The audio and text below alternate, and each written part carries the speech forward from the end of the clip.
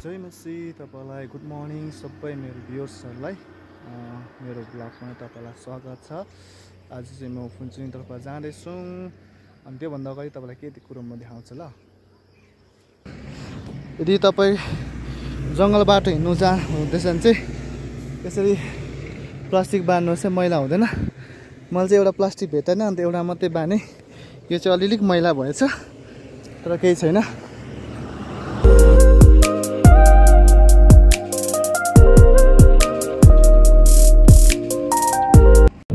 मैले गाडी पनि पाइसकेको छु अनि चढी पनि सकेको छु। म चाहिँ ट्याक्सीमा जाँदैछु। आज भोइस ओभर गर्नु पर्यो किनभने मलाई गाडीमा चाहिँ धेरै टाउकोहरू छ, रिगाटहरू छ, हुन्छ किनभने बेसी बोल्यो भने चाहिँ अनि कति तपाईँहरू पनि यस्तो एक्सपिरियन्स गर्नुभएको छ होला। सो म चाहिँ गाडीमा हिँड्दा चाहिँ कतिचोटि एकदमै चुप लागेर बसिबस्छु।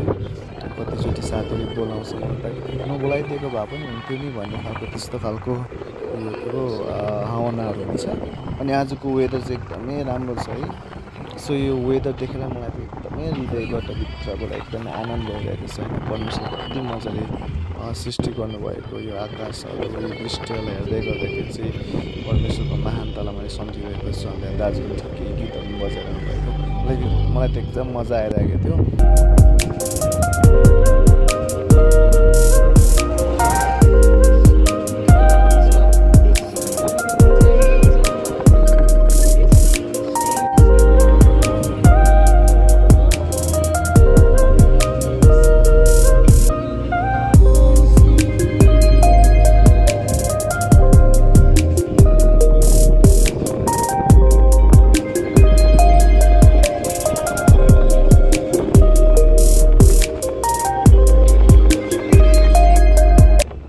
हामी चाहिँ अब यहाँ डुब्चो आइपुग्नु आँटेको छ। यहाँको पानी चाहिँ एकदमै क्लिन फ्रेस अर्ग्यानिक हो। अनि यदि तपाईँ थिम्पू जानुहुन्छ भने यहाँबाट पानी थापेर खान सक्नुहुन्छ।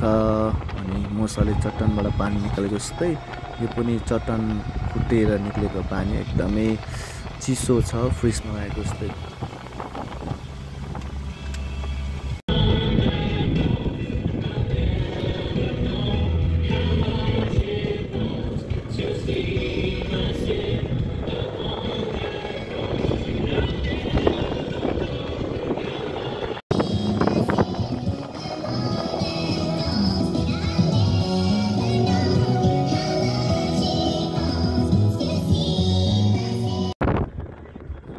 मैले चाहिँ तातो लुगा लिएको थिइनँ अनि आउँदा पनि कटर पेनमा आइरहेको थिएँ। अनि यहाँ आइपुग्दा त्यस्तो कुहिरो लागिरहेको रहेछ, एकदमै चिसो हुन थाल्यो। अनि मलाई चाहिँ बित्थामा मैले ज्याकेट घरमै छोडिरहेको छु भने त पुरा त्यस्तो सोचिरहेको थिएँ।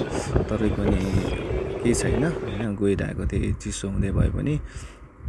सो हामी चाहिँ अब दोचुलाखा आइपुग्नु आँटेको छ। अनि यो चाहिँ भुटानको one of the highest pass हो होइन। अनि यता चाहिँ धेरैचोटि विन्टरमा चाहिँ स्नोहरू पनि हुन्छ। यदि यहाँ मौसम राम्रो छैन भने चाहिँ हामीले लोबेसा घाँसा देख्न सक्दैनौँ जसरी आज भइरहेको छ भने चाहिँ हामीले मजाले भ्यूहरू देख्न सक्छौँ। हामीले दोचुलाखा देख्दैछौँ उपर है।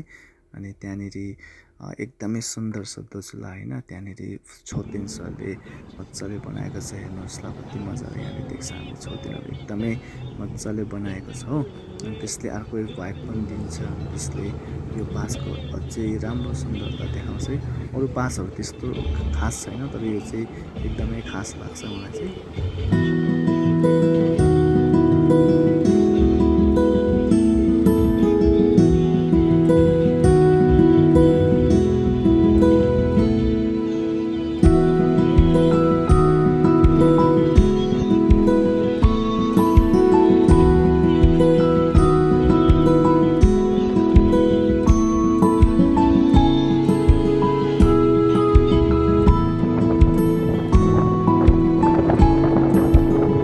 यहाँनिर ओल्ड एज भुटानको जोङ सिम्तोखा हो पहिला बनाएको। अनि हामी हल्का रेस्ट गऱ्यौँ आफ्टर एन आवर जर्नी। अनि हामी यहाँ फेरि पनि यात्रामा लाग्यौँ। अनि फुन्चुलिङ जान चाहिँ यताबाट हो खास, तर हामी उता जाँदैछौँ किनभने उता थिम्पूमा अलिकति त्यहाँ पेसेन्जरहरू छ। अन्त ड्रप गर्नुको लागि हामी यहाँ थिम्पू आइसकेको छौँ।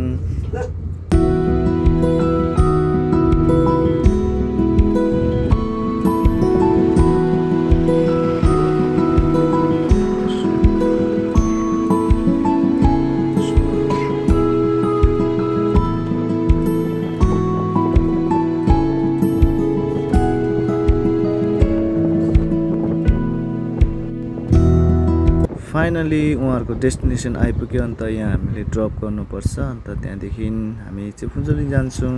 अनि हाम्रो भुटान मात्रै हो यस्तो ट्राफिक भएको जहाँ चाहिँ मान्छेले आफै नै गाडीहरूलाई यता जानु उता जानु भन्दै भन्छ। So are blessed to have such a unique traffic होइन। सो अब हामी चाहिँ यताबाट आउँदा चाहिँ फुन्चुलिङ जाँदैछु। Phuentsholing we're coming. फेरि दाजुले भन्यो होइन खाली नजाउँ ट्याक्सीमा हो होइन, पेसेन्जर खोजिकन जाउँ, एकछिन पर्ख्यौँ भन्यो। अन्त हामी यहाँ पर्खिरहेको छौँ। यहाँ ट्याक्सी पार्किङमा पुग्यो। अनि उता चाहिँ बस पार्किङ छ, यहाँनिर बस स्टेसन छ यहाँनिर। सो हामीले पेसेन्ट पाएर फेरि हामी चाहिँ फुन्चुलिङ जाँदैछौँ। सो यो चाहिँ हामी ओलखामा आइपुगेको छौँ।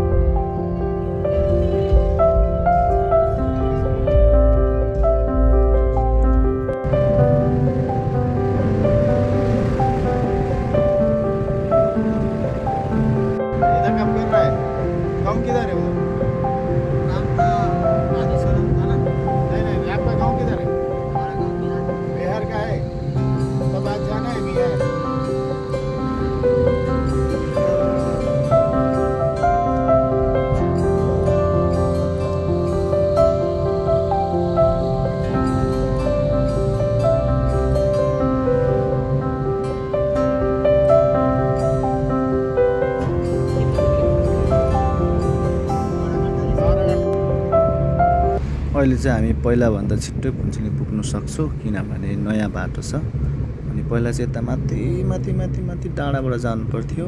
अनि यहाँबाट चाहिँ यता आयो भने हामी त्यहाँबाट जानु पर्थ्यो। तर अहिले चाहिँ स्ट्रेट उता नयाँ बाटो खोलेको छ, बेसी भएको छैन। सो हामी छिट्टै फुन्चुलिङ पुग्न सक्छौँ।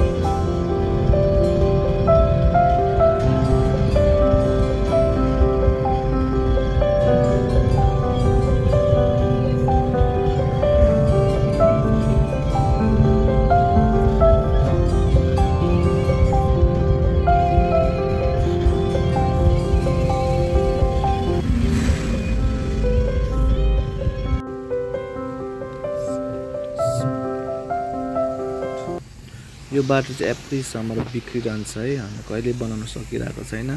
बोल आएको गर्छ। अन्त यहाँनिर हाम्रो गाडीको एकदमै तल ठोकिरहेको थियो नि। अन्त हामी चाहिँ त्यो पुरानो बाटोसँग कनेक्टेड हुन आँटेको छौँ। अनि त्यहाँबाट चाहिँ पुरानो बाटो जोइन हुन्छ। सो मलाई चाहिँ धेरै तिर्खा लागिरहेको थियो। अन्त मैले एपी खाएँ। अन्त मैले भात अर्डर गरेको थिएँ, सुँगुरको मासु दाचिलाको, एकदमै टेस्टी थियो फुडहरू। अनि म चाहिँ ड्रिङ्क्स गर्दिनँ धेरैचोटि किनभने मलाई पिसाब आइरहन्छ। अन्त रोक्नु कता हुन्छ गाडीमा। अन्त म तर पनि आज मलाई एकदमै तिर्खा लागेको कारणले गर्दाखेरि जुस खानु मलाई बाध्य भएँ। त्यो लन्च गरिसकेपछि फेरि हामी हिँड्यौँ फुन्चुलिङतर्फ। एकदमै डाँडाहरू एकदमै कुहिरो लागेर त्यति राम्रो भ्यूहरू देखिरहेको थिएन, तर पनि एकदमै मजा आइरहेको थियो।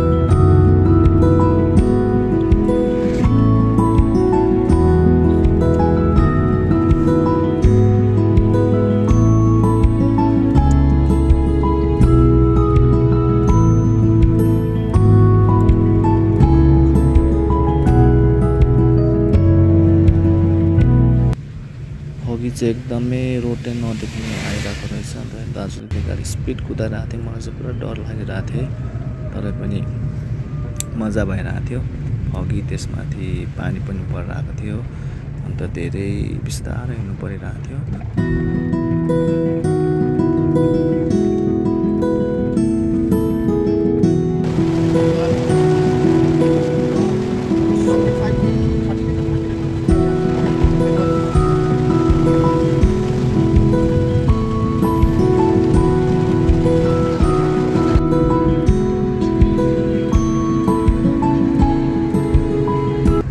फाइनली हामी चाहिँ धेरै घन्टा ट्राभल गरेर लगभग फुन्चुङ आइपुग्नु आँटिसकेको छौँ। अनि यहाँबाट हुँदा चाहिँ खालि प्लेनै मात्रै देख्छ है। अनि यो चाहिँ सबै हुँदैको यो प्लेनहरू चाहिँ इन्डिया पर्छ। सो मजाको भ्यू छ इन्डियाको चाहिँ प्लेन गरेर। तर हाम्रो माउन्टेनको भ्यू पनि एकदमै राम्रो छैन। तर धेरै टुरिस्टहरू आउँछ हेर्नुको लागि। सो यो चाहिँ जयगाउँ हो।